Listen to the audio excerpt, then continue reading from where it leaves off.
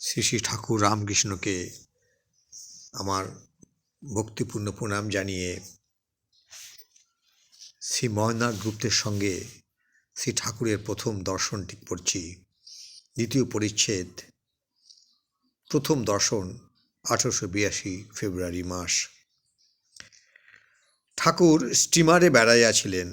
তাহার কয়েকদিন পরে সন্ধ্যা হয় ঠাকুর শ্রীরামকৃষ্ণের ঘরে মাস্টার আসিয়া উপস্থিত।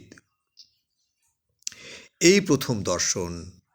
দেখিলেন এক ঘর লোক নিস্তব্ধ হইয়া তাহার কথামৃত পান করিতেছেন।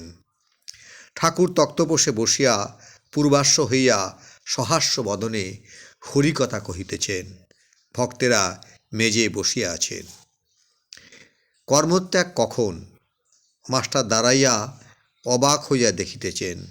তাহার বোধ হইল যেন সাক্ষাৎ সুখদেব ভগবৎ কথা কহিতেছেন আর সর্বতীর্থের সমাগম হইয়াছে, অথবা যেন শ্রীচৈতন্য পুরীক্ষেত্রে রামানন্দ স্বরূপাদি ভক্ত সঙ্গে বসিয়া আছেন ও ভগবানের নাম গুণকীর্তন করিতেছেন। ঠাকুর বলিতেছেন, যখন একবার হরি বা একবার রাম নাম করলে রোমাঞ্চ হয়, অশ্রুপাত হয়, তখন নিশ্চয়ই যেন যে সন্ধ্যাদি কর্ম আর করতে হবে না। তখন কর্মত্যাগের অধিকার হয়েছে, কর্ম আপনা আপনি ত্যাগ হয়ে যাচ্ছে। তখন কেবল রাম নাম কি হরিনাম কি শুদ্ধ ওকার জপলেই হলো।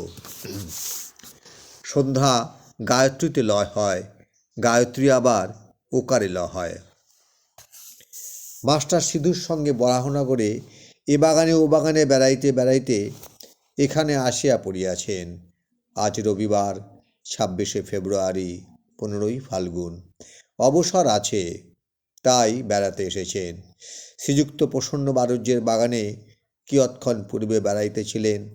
তখন সিধু বলিয়াছিলেন, গঙ্গার ধারে একটি চমৎকার বাগান আছে, সে বাগানটি কি দেখতে যাবেন? সেখানে একজন পরমহংস আছেন। আজ এই পর্যন্ত, পরেরটি আবার পরের পর্বে।